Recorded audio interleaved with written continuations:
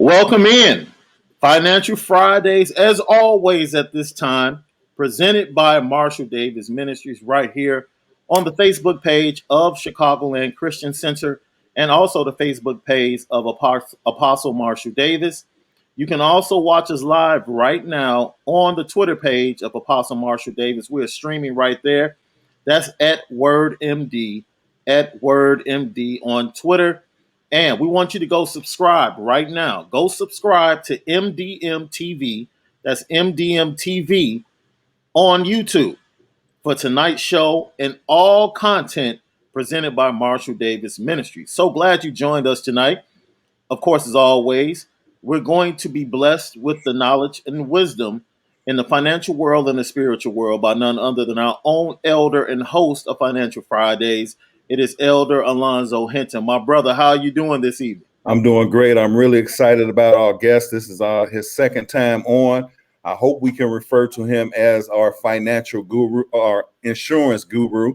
And I'm looking forward to hearing from him today. He is definitely an FOP. He is a friend of the program. Yes, I like that. Call it right here on Yes, Financial Fridays. And we thank him so much for giving us some time tonight. We know he's going to be able to bless us with some wonderful nuggets that we can apply to our lives to bless our lives for years and generations to come. We look forward to it.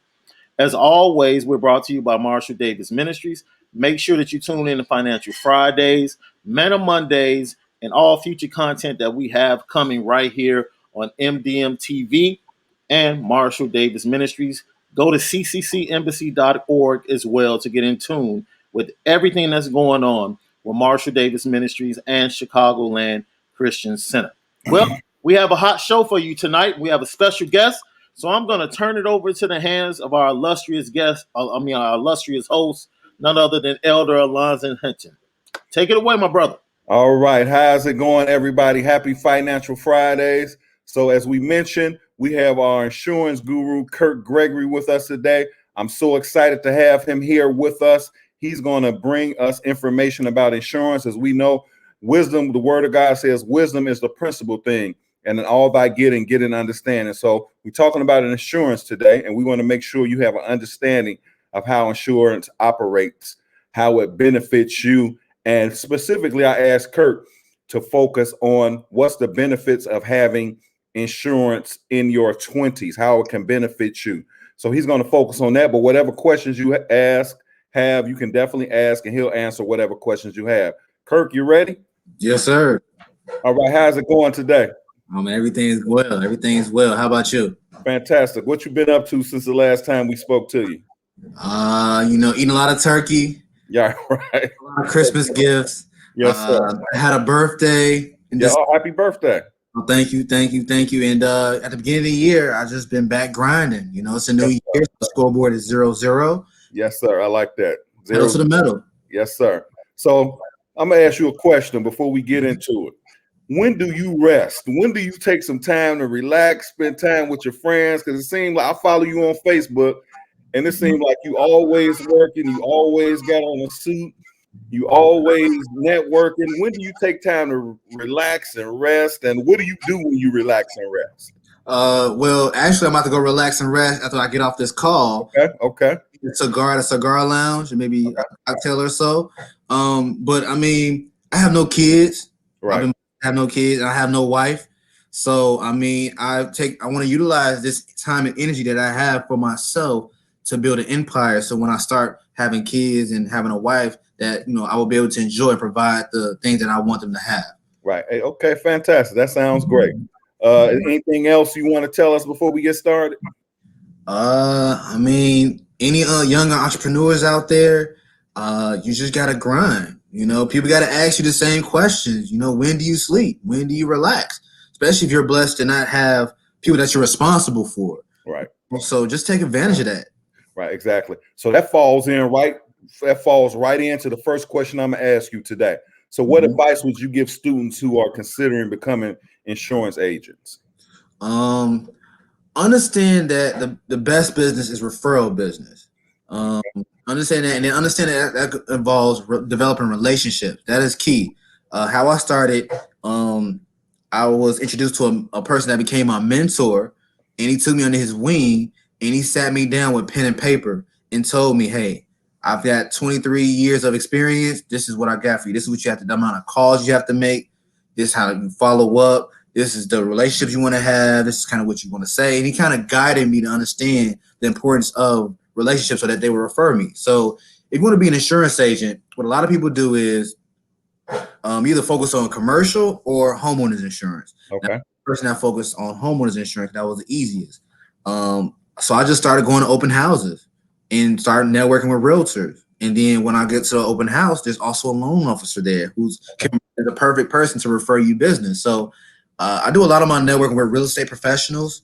And how you develop those relationships is just being consistent and always being there, showing up, you know? So the last time I think you mentioned this, but tell us what you do, I think on Mondays to kind of connect. Oh, okay. So what I've developed and how I've made myself different than other insurance agents is first I developed, a club called the Agents Club. Mm-hmm.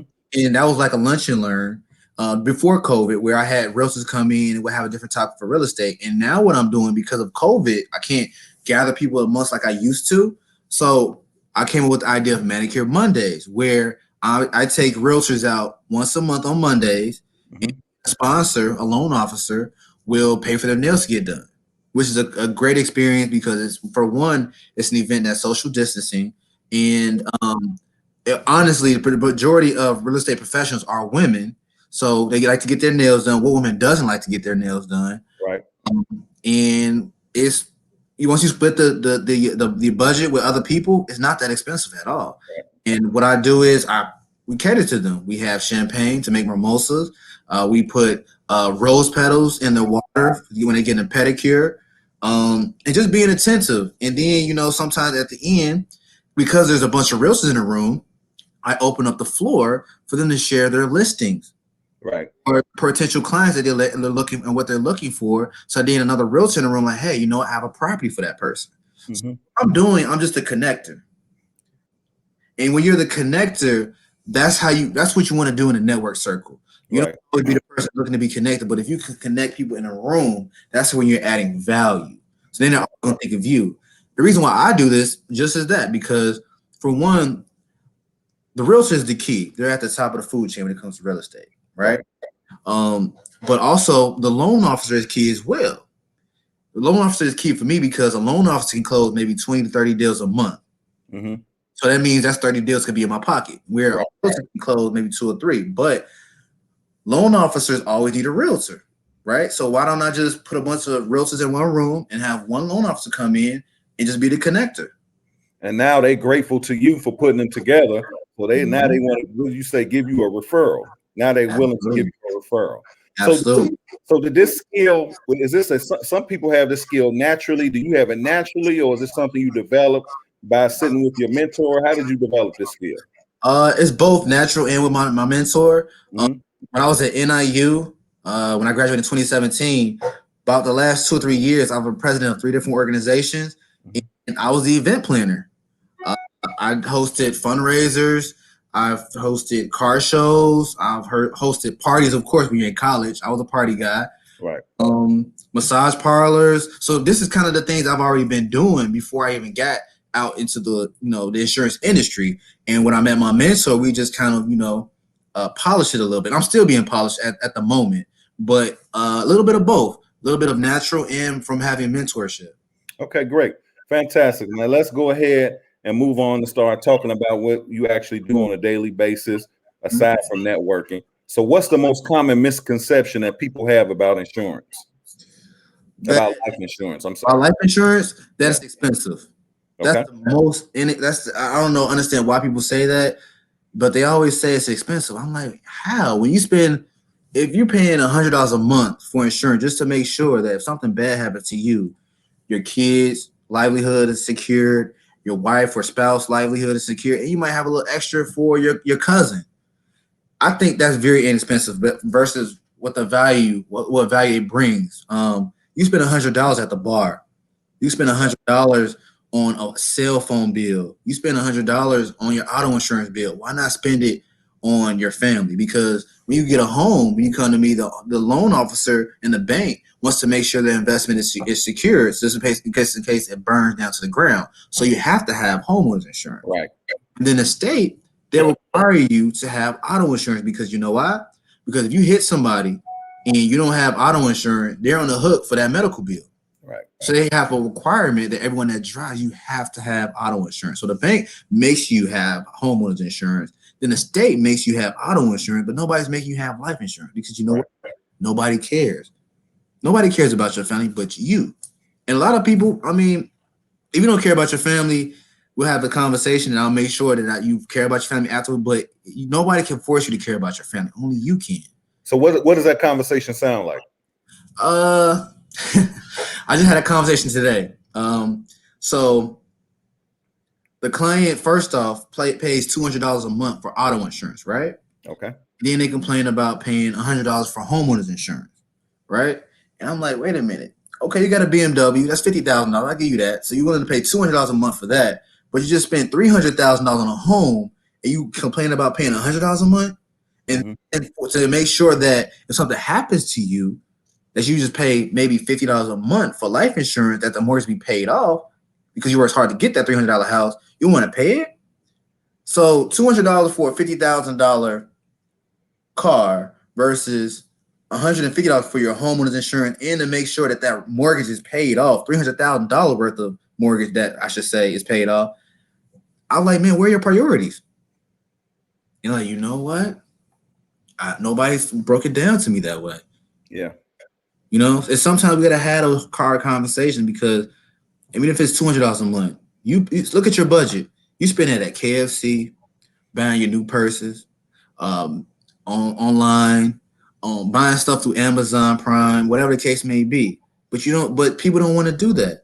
So that's how the conversation goes. And typically towards the end, if it's in their budget, they'll purchase it. Still, some people are like, you know what? It's just not on my budget. Well, I understand.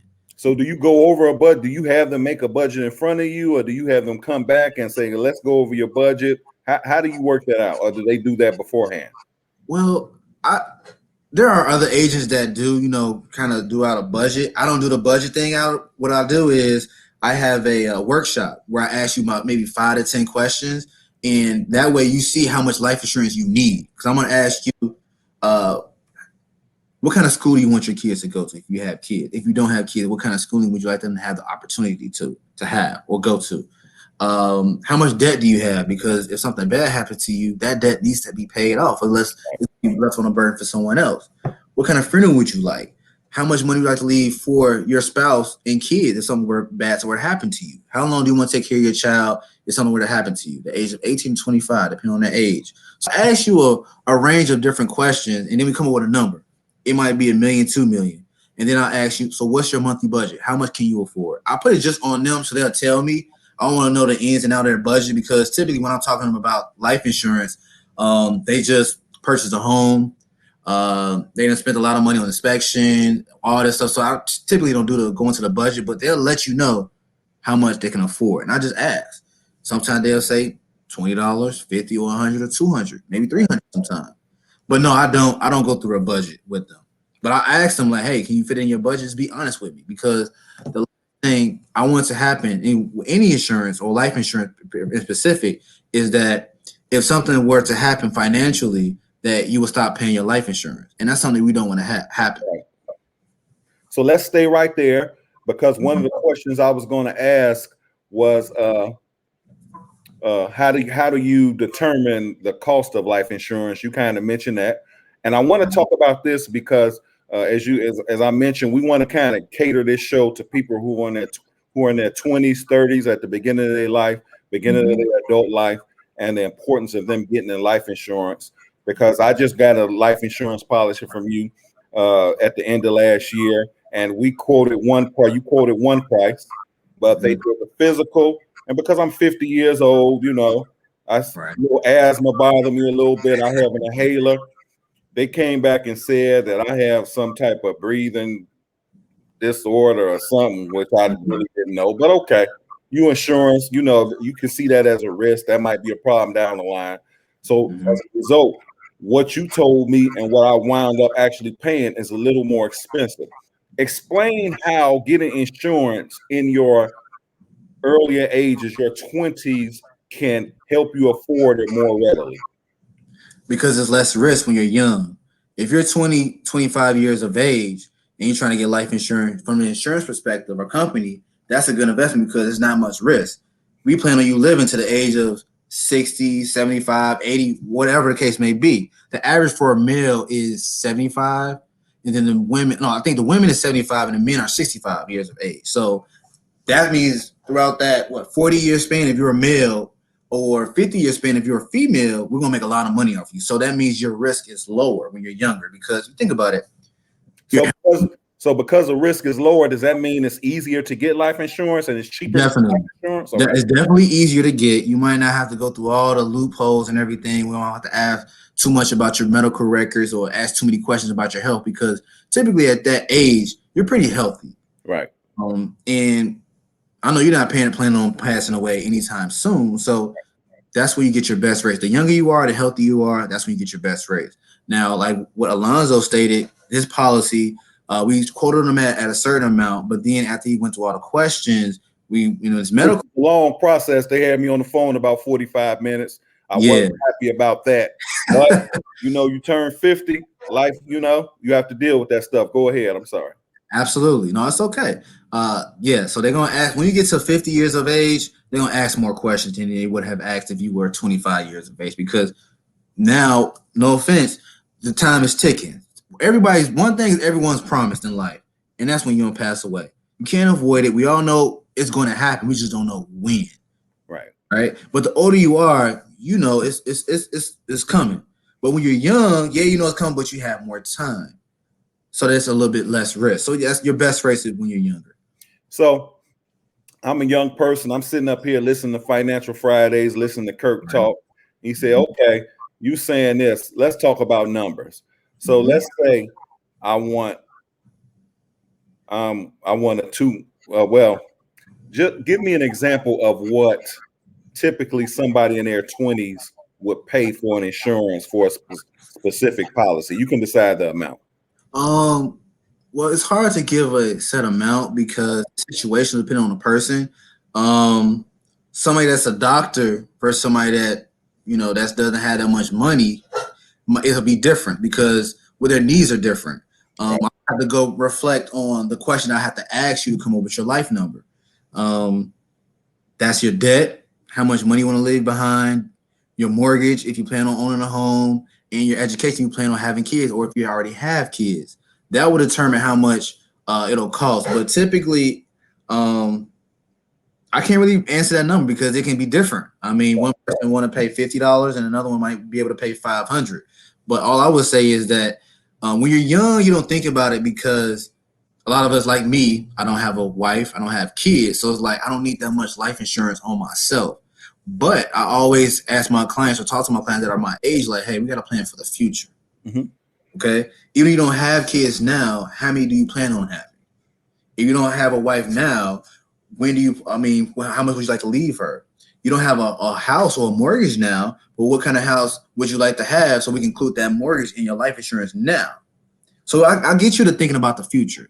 And we're so young and I'm a millennial and like Alonzo stated, I'm always working and never really chill, but we always think about today and we never think about tomorrow. And with life insurance, you have to think about tomorrow. It's not about today. It's about tomorrow, the future. Okay. So I'm going to throw a few things at you and then I'm going to let you do your thing. Go ahead and talk and explain and throw your comments out there. So the first thing I'd like you to do is explain the difference between whole life insurance, universal life insurance, and term life insurance. And then talking to somebody in their 20s, explain to them what that is and how they can benefit from each policy. Okay. I'll first start off by saying I don't do too much universal life. What I know about it is that, it's more of it's a way to have life insurance, but you get to invest your money more aggressively.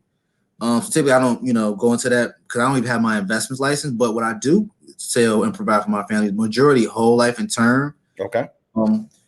Whole life is like owning your policy, right? And term is like renting your policy. The reason why I say that is with whole life, you can set up a payment plan. You can pay it up to the age of 65. You can pay it up in 10 years, 20 years, or you can do a single pay and pay it up right then and there. You have options. But after you get done paying it, you own it. You own that policy. You don't have to pay another dime on it, and you own it, and you're still insured. Okay? That's important.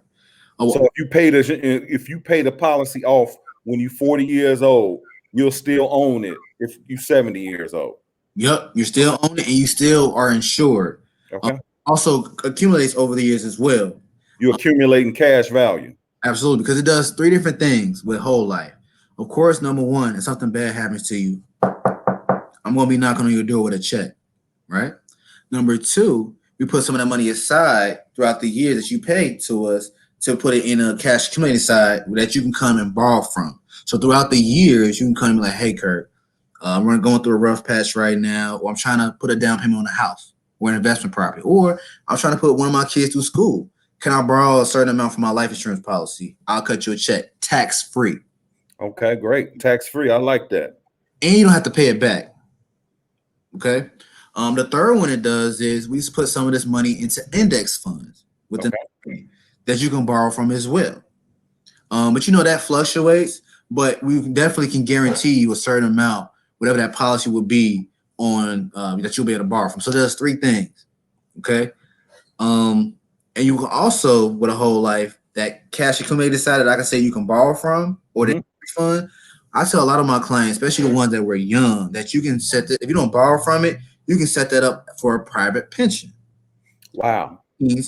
At a certain age, you can come to me like, hey, Kurt, I don't want to borrow from the policy, but hey, just pay me $500, $1,000 a month out of my life insurance policy in a monthly payment towards myself.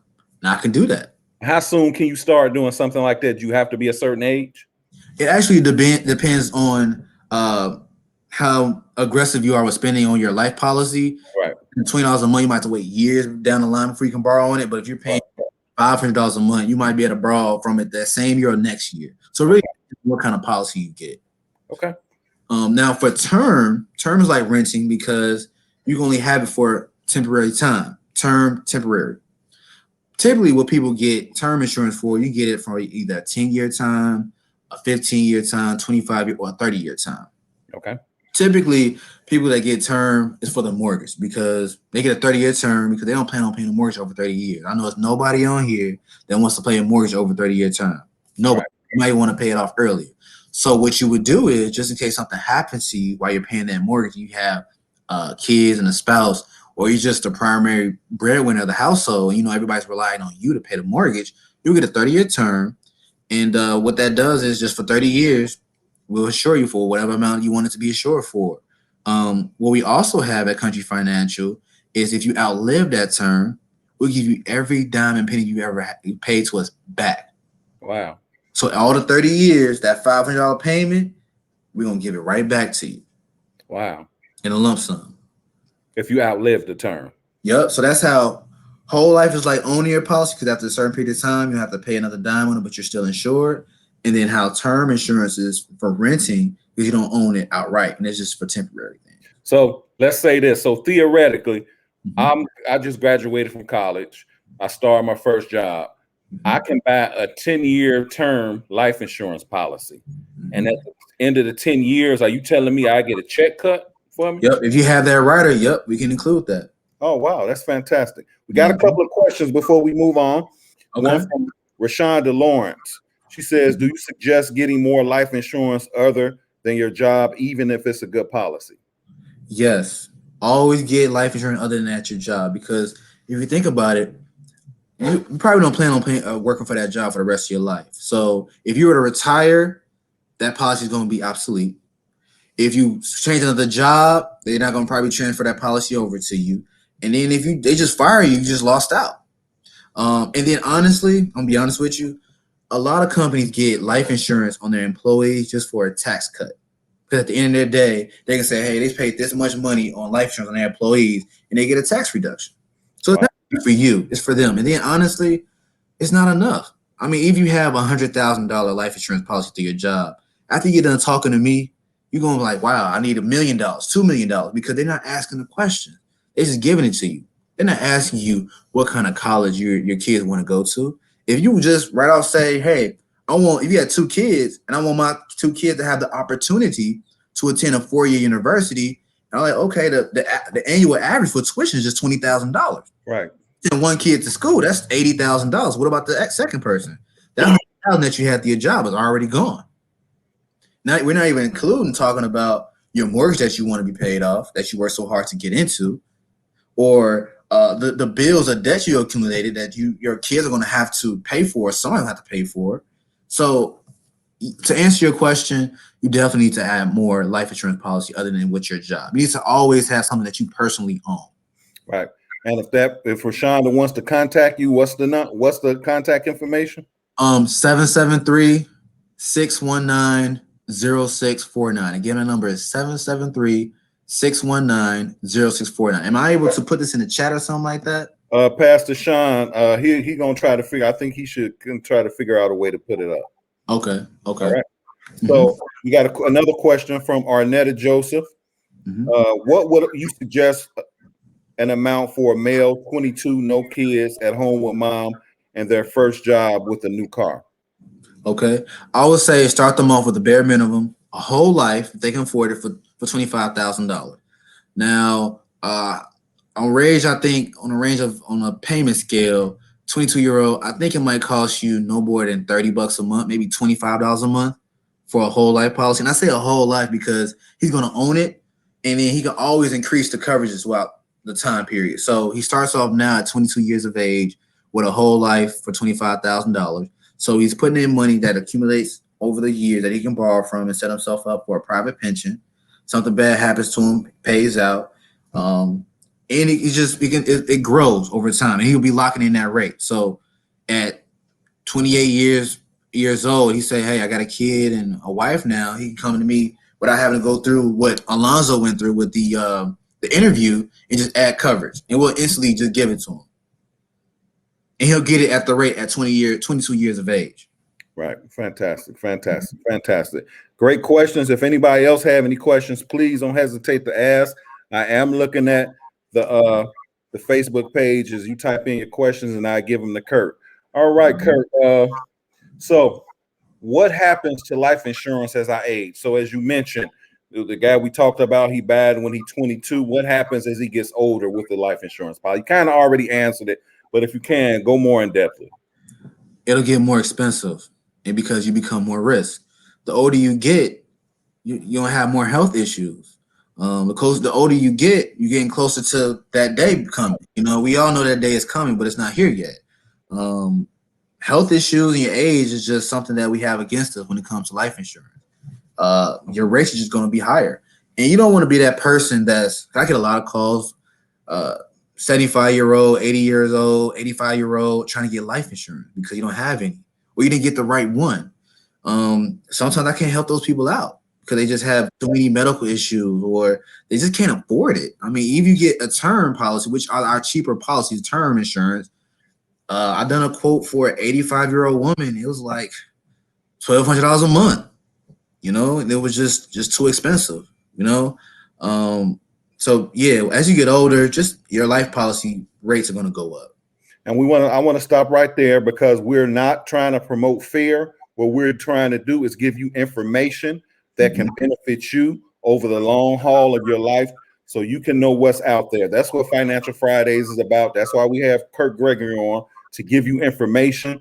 And as I said, this show is kind of geared to the people in their 20s, and we just want them to know the benefits. It's just not about having a policy. It's about benefits out there that can help pay for a mortgage, help pay for a child's education. If you decide to open a business, you can withdraw down the cash. There's a whole lot of benefits that you can take care of that. And we can see that Pastor Sean has put Kirk Gregory's number on the bottom of the screen. If you want to contact him, 773-610-619. 773-619-0649. Okay. Say it one more time. 773-619-0649. Okay, he's going to correct that. So Rashonda has another question. She said her 21-year-old doesn't have a job and is a junior in college, can she pay the insurance for her? Yes, you can. You can be the applicant and the policyholder. Only thing we require is that person does have to sign on the dotted line, and they have to take the medical interview, and they have to be the person to go and draw blood. Okay, fantastic. Can be the payer. Okay, fantastic, great. So Rashonda's daughter, she gets older, she finds a job. Can she transfer that policy over that she takes care of it? Yes, she can. Okay. We had a grandfather 2 weeks ago start some small life insurance policy for the grandkids, Mm-hmm. and is when they become of age that he would transfer the ownership over to them. So yes, you can do that, and that's actually one of the best gifts that you can give. How old are the grandkids? One was 7, one was 10, and the other one was like 15. So as a grandparent, when my grandkids are born, I can get a life insurance policy for them. Is it a term life policy? How does that work? You got to be 18 years of age to get term, so it had to be life. I mean whole life. That's what I meant to say. Term, right? But whole life. Yeah, and you get a whole life. So essentially, let me kind of talk about this for a second. Mm-hmm. I can get an insurance policy on my grandbabies when they're born. Right. By the time they turn 18, 21, 25, they can cash that policy out and do whatever they want with it. Yes, sir. Yes, sir. What's the type of information we trying to get out here? I mean, yeah, and they can use that money to go to school. They can use that money to go to college. Or they can use that money to start their own business. Or start their own business. All right. Yeah, they can do whatever they want. Fantastic information. Fantastic. Hey, can I bring up something that I don't know if you Go ahead. Don't be weary because we got cousins Pookie and Ray Ray. You don't leave a lot of money to them. Okay? We all got cousins that's Pookie and Ray Ray. We love them, but they are cousins. I still say leave money for them, even though you know they don't go to the club and buy bottles and section, because it's a domino effect, people. Life insurance is long. It's not just about us. It's not about you and your family. Just think about it. If you gave Pookie and Ray Ray $1,000 each, right? Now we know our cousins, they don't go to the club down the street, get them a section, get a couple bottles, right? What does that do? That's putting money back into our neighborhoods, back into the economy. It's circulating. What if that cousin eventually wants to start their own business? You probably don't like it, but hey, it's circulating within the community. Life insurance is the answer to poverty, and it's the answer to eliminate generational curses that we have, people. Right. Like I said, even if Pookie and Ray Ray went to the club, the bottle service girl getting a tip so she can go back and feed her kids. The owner is getting money off of it so he can go feed his family. You know, it's just not about us. Fantastic. Anything else you want to put out there before? No, I just want to get that off my chest because I'm very passionate when it comes to life insurance, and it's unfortunate how people aren't educated and just don't understand the power and what life insurance does. Because I'm actually one of those people that my grandmother passed away, and it was my sophomore year in college. And at that point, honestly, I didn't know how I was going to pay for school. And God forbid, I mean, if she didn't have life insurance, I probably wouldn't have a degree right now. But she had some money aside for life insurance for me and my sister, and I was able to use some of that money to pay for school. Amazing story. Anything else you want to mention? This got me really excited because I just think it's a you gave your you gave your testimony. You talking about this stuff that we can take everyday steps. Even if somebody my age, my grandkids come, I can do a life insurance policy for them, pay $20, $30 a month. And then when they turn 18 or whatever, I can give it to them as a present, Mm-hmm. What I want you to do is, for the people that's on this call, I wish I can email you, or Alonzo can email you a worksheet. It's a life insurance worksheet, and it has the 5 to 10 questions that I would ask you. I would encourage you to do the worksheet. I can do it with you if you need me to, but you need to know what your life number is, because a lot of us think, because we have a $200,000 policy, this be enough. I want you to go look at your kids right now in the eye. Go look at your spouse in the eye, and like, man, I want to take care of you. Or how much is it worth to you to make sure that your family livelihood is intact? Those two things. Do the worksheet and think about how much your family's stability is worth to you. This is serious. So what we can do is everybody who's listening, you know me through Facebook. You can hit me on Instant Messenger and say, hey, I want that worksheet. Kirk Gregory here, forward me to Kirk with the worksheet, and I'll forward it on to you. If you want to contact Kirk Gregory personally, there's his number at the bottom of the screen, 773-619-0649. Did you have anything else to say before we went and wrapped up? You don't even have to go through me to get it. You Yep. can go through a State Farm agent, farmer's agent. You go through whoever you want to go with, as long as you get it. People, life insurance is really the key, and it's the cheapest key. I mean, it's the cheapest way to pass down generational wealth. Think about it. Okay, yeah, you can pass down a 3-unit building, but how much money you got to put down for it? Yeah. You better put down $100 a month. If you know you can't, I ain't never gonna buy no property. Just put down $100 a month for a life insurance policy. That might get you $500,000 for the next person. Life insurance is the cheapest way to hand down generational wealth. The cheapest. I don't know anything in the market that's cheaper, and it's tax free. Tax free. It's tax free. That's huge. Tax free. Look at y'all tax bills out there. If y'all live in the burbs, y'all know how much taxes y'all paying for these cities that y'all living in. Life insurance is tax free. People don't know that Ray Kroc, yes, he's not the founder of McDonald's. You see in the movie, but it came to a point in time where he couldn't afford to pay his employees. You know what he did? He called his insurance agent up, like, "Hey, can I borrow for my whole life policy?" "Oh, yes, sir." Cut him a check. Now look at McDonald's. Walt Disney, the person that people told 300 times, "No, your idea is not worth it." He couldn't afford to pay his employees. You know what he did? He called his insurance agent. "Hey, can I borrow for my whole life policy?"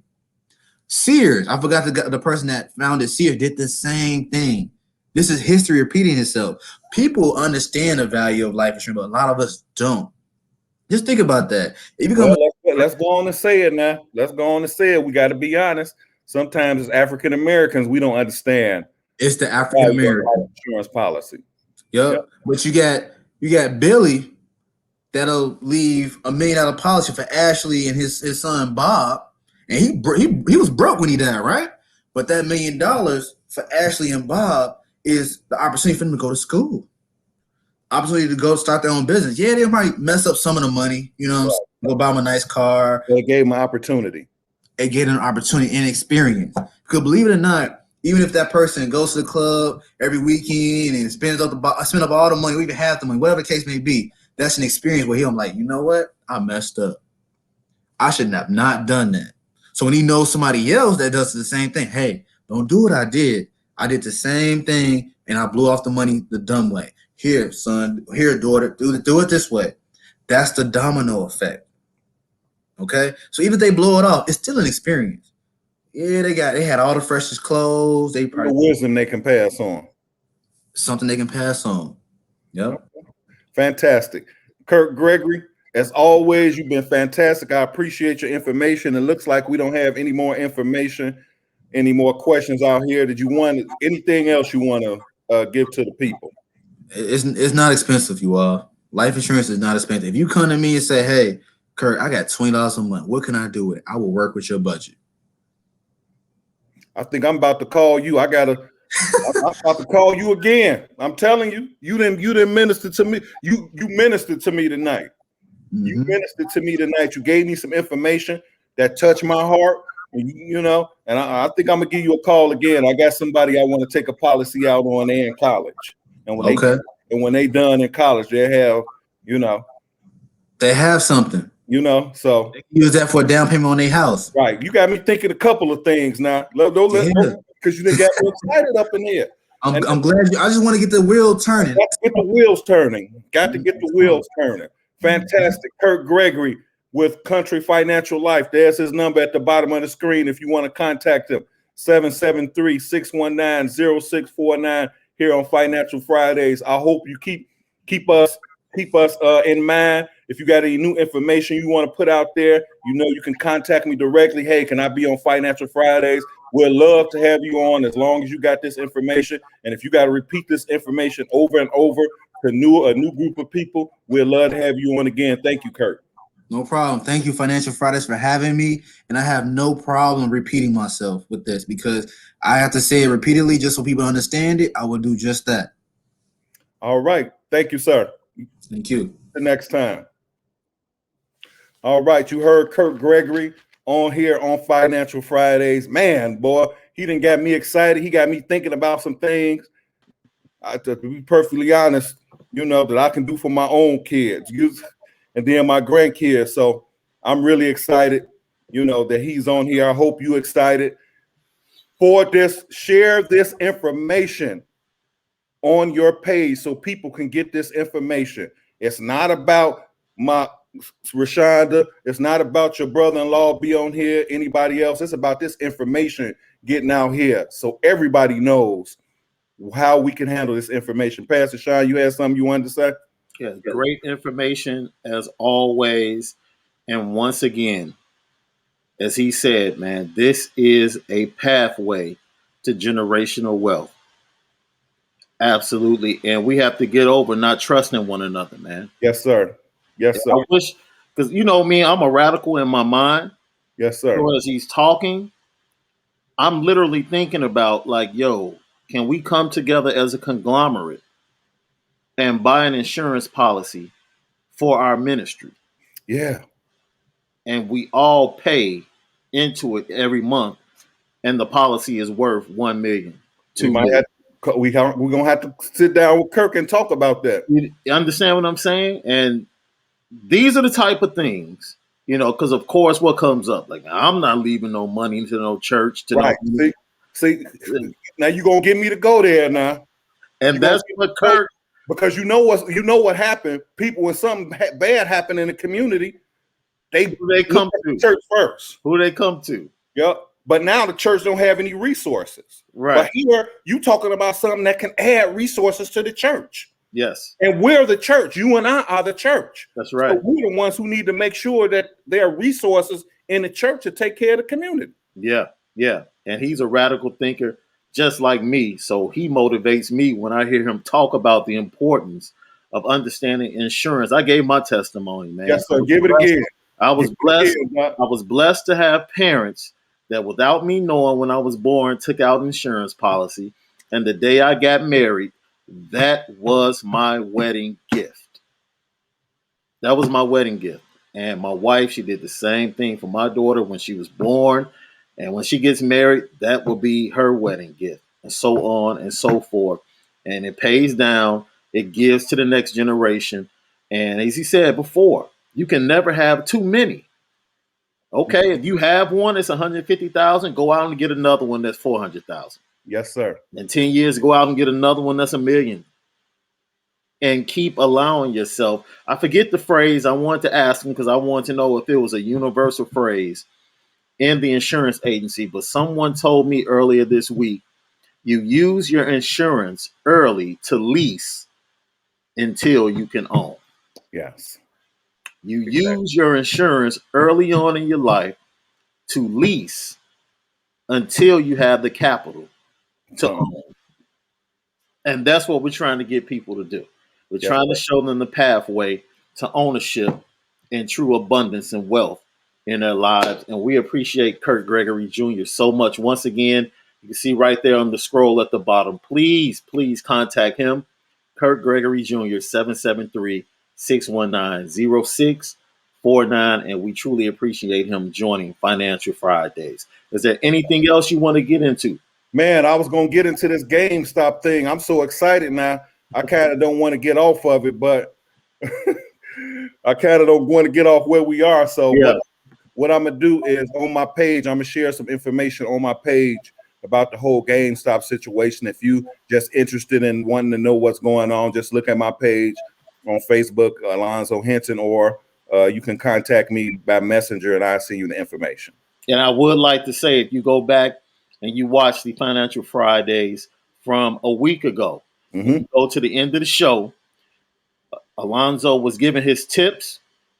And right in there, we talked about how technology and specifically the PS5 would impact GameStop and Sony.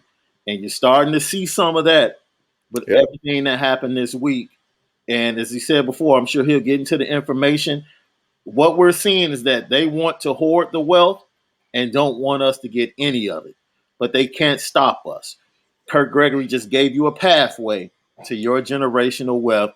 People of God, take advantage of it in this time and season, because the paradigm shift has already happened. The doors already happened, and there's nothing they can do to stop us. Yeah. In the name of Jesus, man. I'm so excited. Close us out, bro.